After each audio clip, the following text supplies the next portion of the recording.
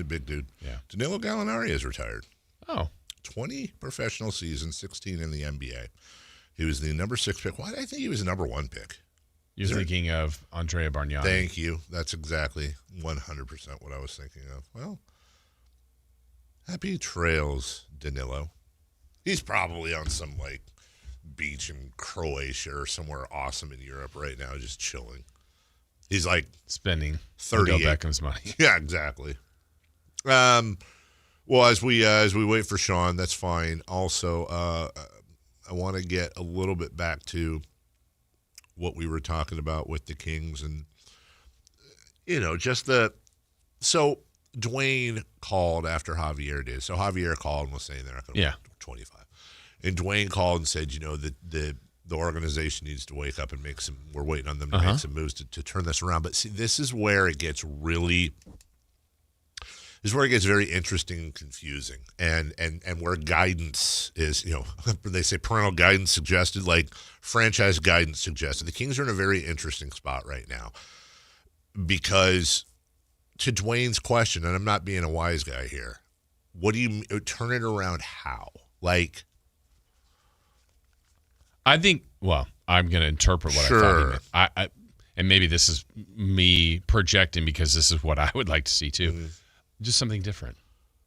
It feels like this needs to be factually right now is not working. Right. And I think even if to give them the benefit of the doubt and you go, well, Sabonis will come back. Mm-hmm. True. Mm-hmm. I think the schedule will get a little bit better. True. Yeah. Let's pie in the sky that this isn't good enough, right? Even if the schedule will lighten up, Sabonis will be back. Whatever. A few more. I mean, I don't anticipate them flipping this, and at some point they're a 500 team. Right. I don't see that. So it doesn't feel like, and there's not what Scott Perry has said. If we go to his word, his coding is long-term sustainability. This isn't it. So how do you get to that? It feels like you have to make the trades. And so, trade this second. Well, they can't just yet. No, they can't. So I feel like we're in that waiting game, which is not a fun spot. It's a waiting game. But until you get there, the weird part is, now I want to ask you this. Do you think there's a chance, because I think they can still get to this odd position. I'm not even going to pick the players, but let's just say they make 3 trades of players this year. Mm-hmm. I care who comes back, but I'm not even inserting players back. But it's either along the lines of younger, cap freedom, and potential picks in the future, which kind of boxes I think we think they want to get to. CDY, cap, draft capital, youth. Yes. So they check those boxes in whatever the 3 trades they make. Sure. And we'll go with Javier's number. What do you say? Less than 24 wins. Mm-hmm. I think by the end of the year, there could be excitement for this team, which is, to your point, how easy this fan base, nobody's celebrating 24 wins. Mm-hmm. This is miserable, the 5 wins. Mm-hmm. If they had make those trades and do the CDY and get to, I'll just give them the number of 24 wins and somehow get a top 5 pick, I think we're really excited about this basketball team to start next year. And that doesn't mean they're winning 40. That's right. I think we've already, the shift has already happened, and that's not a good team. That's 100% right. And by the way, don't you think that could happen? 25 wins would have put us in the, just without the lottery, would have been the 6th worst team. Okay, so let's just give them 6th next year. Yeah. 25 wins with a younger roster with some cap money, and maybe their first round pick and someone else's, the 6th and the 21st. Now you're building something. And maybe the 21st pick is better than the 6th next year. It doesn't really matter. It's just here we go. Mm-hmm. I think they can get there. I think. Mm-hmm. They're not there today, but that's not even that big of a – I'm not going, Dave, what if they get the number 1 pick? What if they get the generational play? I'm not even – that's not the projection here. Sure. It's trying to stay within logical means and not even projecting, hey, that's a 40-win team next season. It's just I feel like I want them to start the process, and I think I believe they've identified it. They just haven't started it yet. Well, I agree with you, and they haven't started it in the sense that they can't really until December at the earliest. Well, let me it's an interesting conversation, and I want to turn it on its head here and ask you the following, taking emotion out of the equation. What is the virtue of winning one more game this season?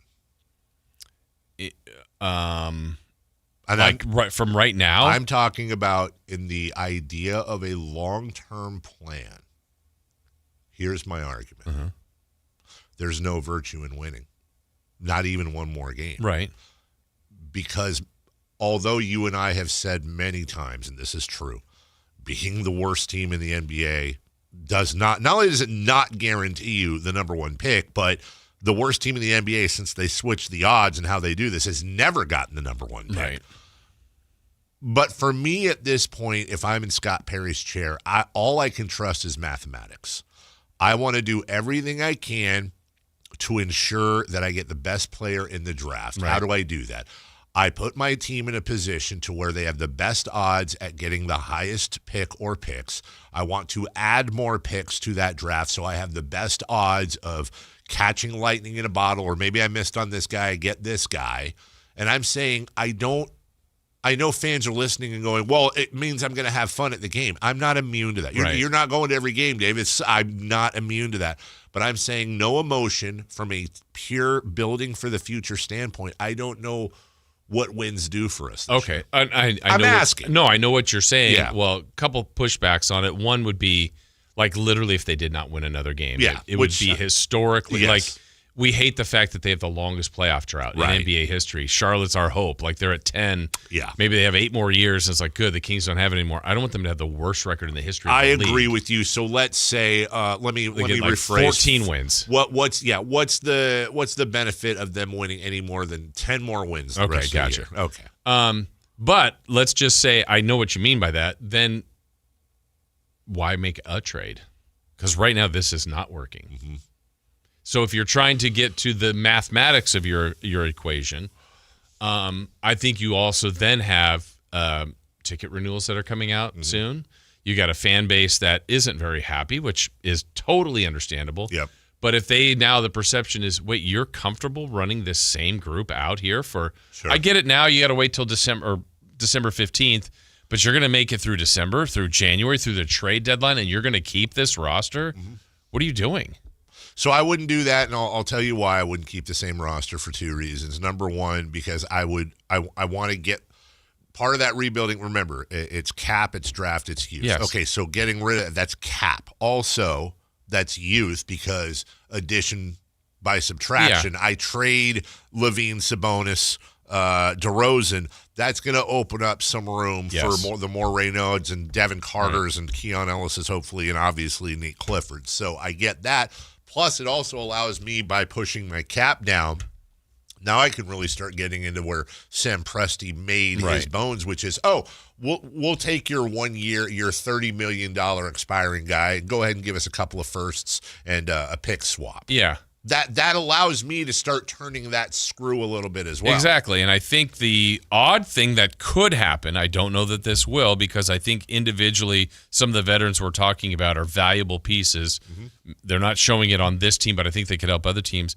By doing those moves, there's a chance that you could win a little bit. That's exactly right. I'm not saying they go off and here's 10 of 12, like just addition by subtraction, unblocking, unlocking some things, and it's like, and I think then you have now pleased a fan base with 22 wins, younger, draft picks, and you go, there's just some freedom here. Like, this looks like there's some potential. I'll help make your point because it's a great point. Which would you rather have, Jason? Would you rather have, I'll give you the choice. One hand, I've got 3 Kings wins for you, and in those wins, either Russ, Zach, or DeMar DeRozan are your leading scorers, or I'll give you 1 win, and in that 1 win, Nate Clifford had 38 points, 9 boards, 4 assists. Yeah, I know what I'm taking. You're taking the, of course. And the same, it means more. So I want to ask this one to you because I know this is important to you as far as where they finish.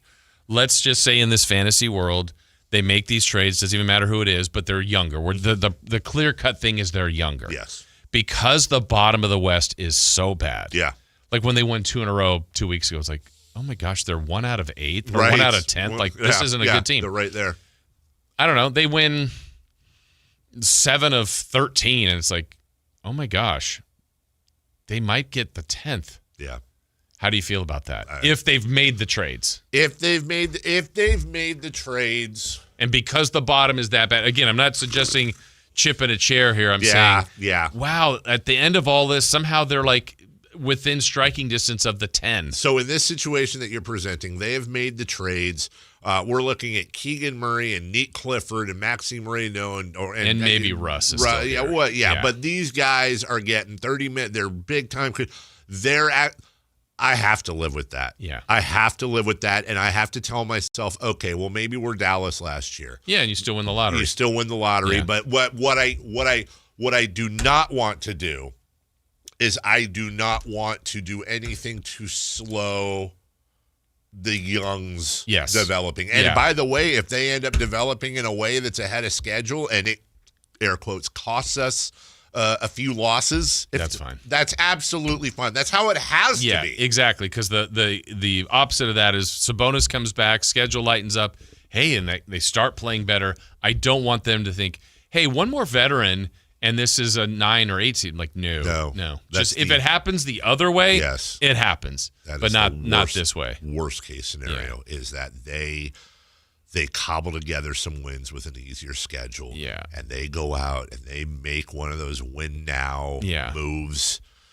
I don't think they'll do that. I don't either, because I think they know. I think they've got to know. They have to know the fan base would go insane. Well, and the other part is they're so bad right now. Like record wise, it's too bad the bottom of the West isn't what it's been in before, where you're like, oh, they're already 8 out. Like, they can't make this up. No. Well, I mean, I don't think they're going to catch Oklahoma City. I think we can say that right now. Yeah, a little too early. Already giving up on the season. Yeah. But I do think I think those are. It's going to be tough, I think, for King. And you mentioned something. You also mentioned season ticket renewals. Yeah. And are coming up. I think middle, a couple weeks actually. Yeah, December 19th or something like that. Maybe somewhere in there. Which is a big deal. And you mentioned it is a big deal. They're trying to run a business. And you also mentioned some fans tuning out. I said at the beginning of this conversation, and so I don't want anybody to think that I'm being dismissive of these very real concerns, but I said the best thing to do is take emotion out of the equation.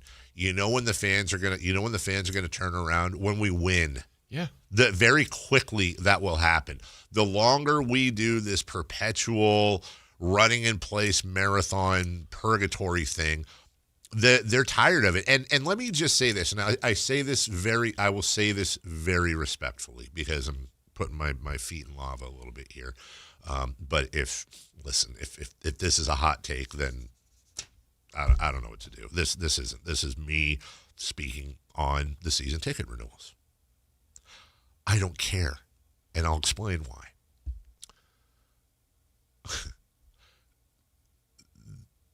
This team got purchased for $535 million in 2013, which was then an NBA record. If it sold today, it would be sold at a valuation no less than $5 billion. That is 10x in 13 years. There are a lot of people in ownership. Some have already sold for profits, and those who have that money, they have made so much money. Let me be fair to them, by the way.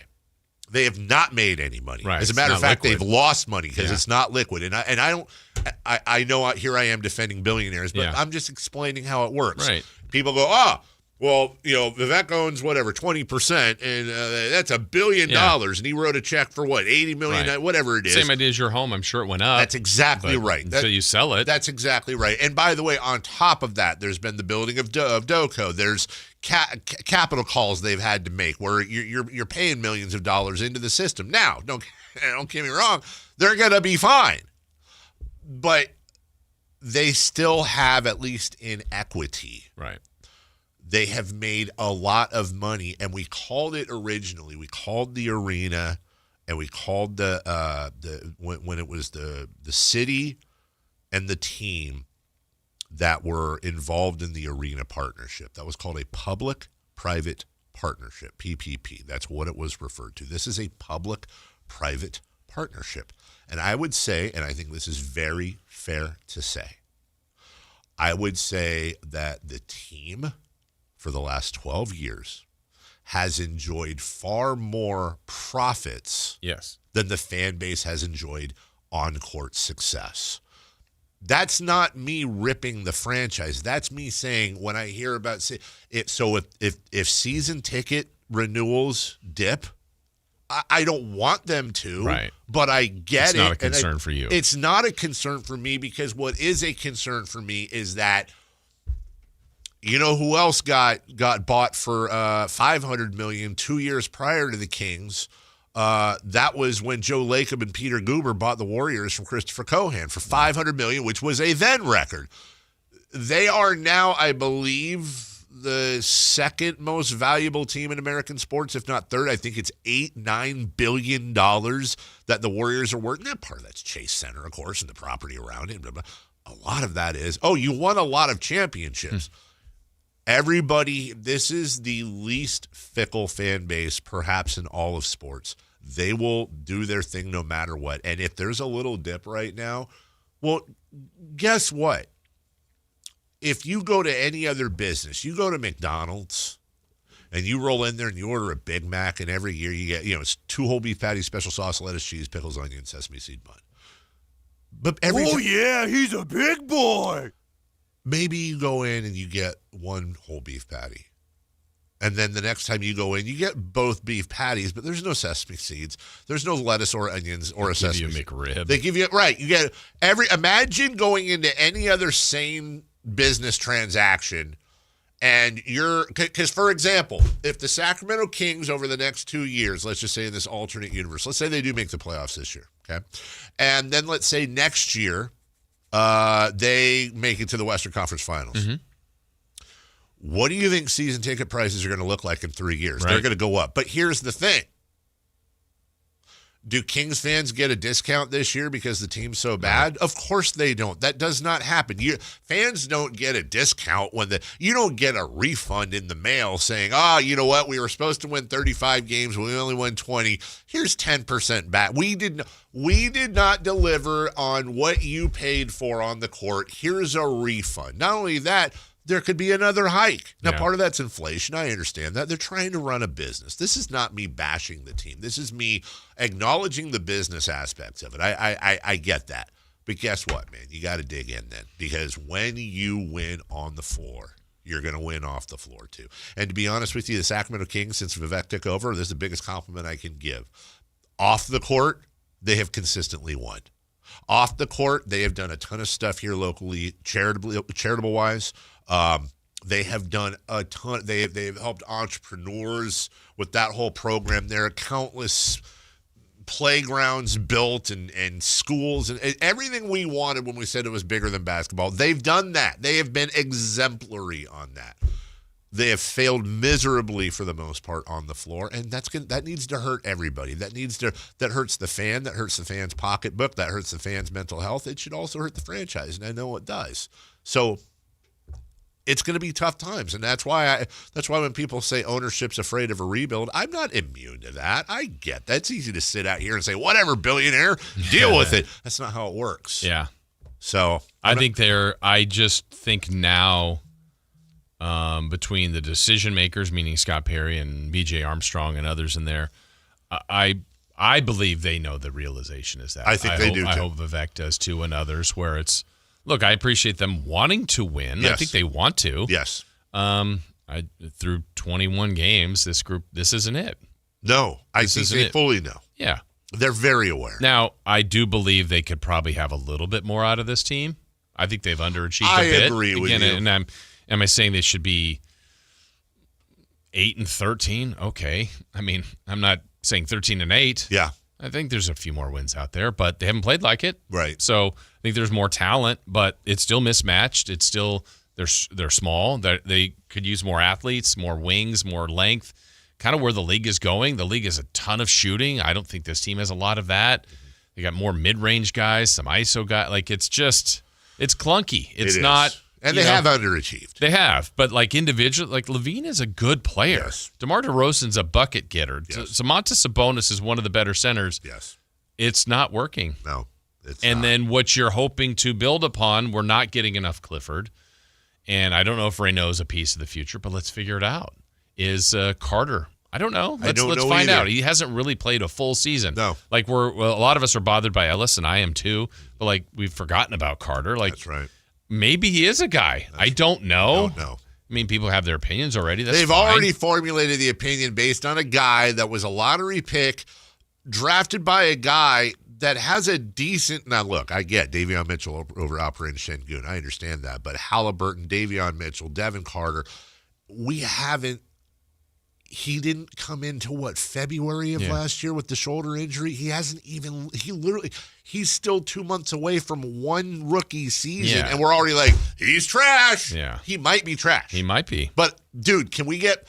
Especially for this team. Yeah. This team is so terrible, you can't afford to say after 8 months, he's trash. Yeah, I think if they somehow traded 5 guards today and he was forced to play, he would put up stats, and then we'd have a better idea. Like, I agree. You know what? Maybe he is something, or no, sorry, it's not going to work here. I don't think he's Chris Paul. I don't think he's Magic Johnson. Right. Do I think that his ceiling is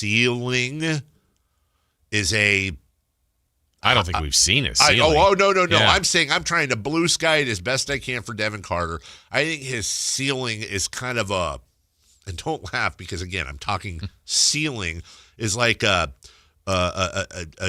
Tony Allen, Marcus Smart type of hybrid. He's a little smaller, but one of those like pesky defenders that isn't necessarily a point guard, but is an energy Tasmanian devil type that can hit the three when you need it. Like energy.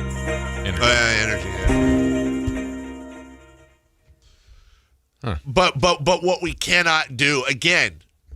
Devin Carter might not be a great NBA player. No one's arguing that, or we're not arguing that. I'm saying 8 months so what did he have? March, 2 months there, and then. Yeah, but how much has he even really played? Right, that's a great. How many games has he played?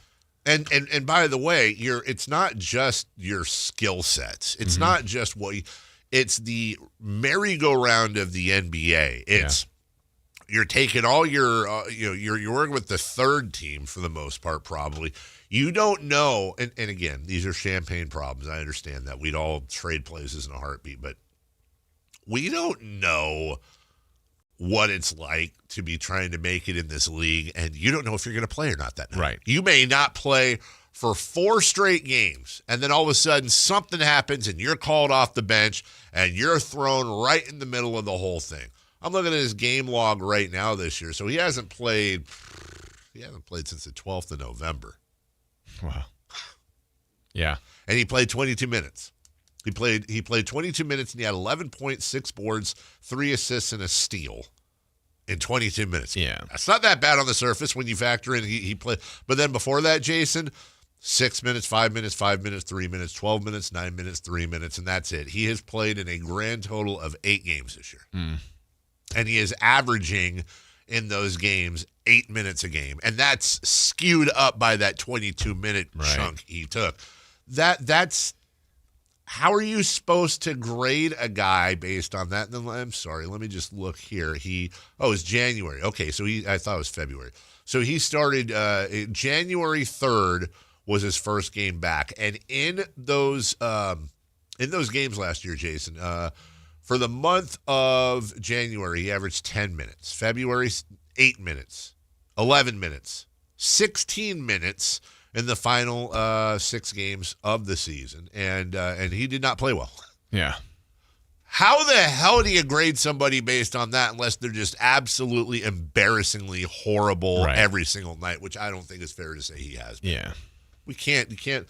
So for me, I can't just sit there and be like, well, Devin Carter's trash. Right. And I think, to me, the other thing this team hasn't done completely yet is like fully identify the roles, the rotations, all that, because I think that you're right. The hardest, like if Carter or anybody on the team knew, hey, look, I always come in at roughly this time in the first quarter and this time in the third quarter, and if I'm having a good night, I get more run. But if I'm driving to the game and going, I I don't know. I don't Maybe know. I play tonight. I mean, you always have to be ready. They're going to be ready. Yeah. But it's like, well, I'm probably not playing tonight. And, oh, my gosh, I'm playing. Yeah. That's a hard thing to go through. Best guy I ever saw do that was Kenny Thomas. Mm-hmm. The guy would just come. He wouldn't play for 2 months. He'd come out, get a double-double. Yeah. We'll take a break. G-Money in the chat. This is exactly the problem here. I couldn't disagree with you more. Let another team give Devin Carter an opportunity. As for the Kings, we need to move on. Why? Why? Yeah. I'm not saying they have to hang on to him, but I don't think we've figured it out. This team sucks. Yeah.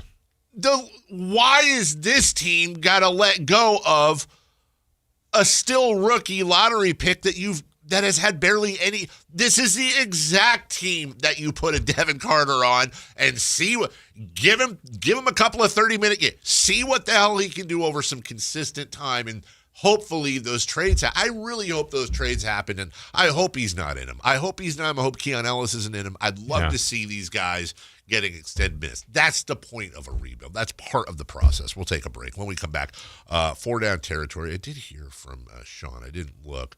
Yeah, we'll he's gonna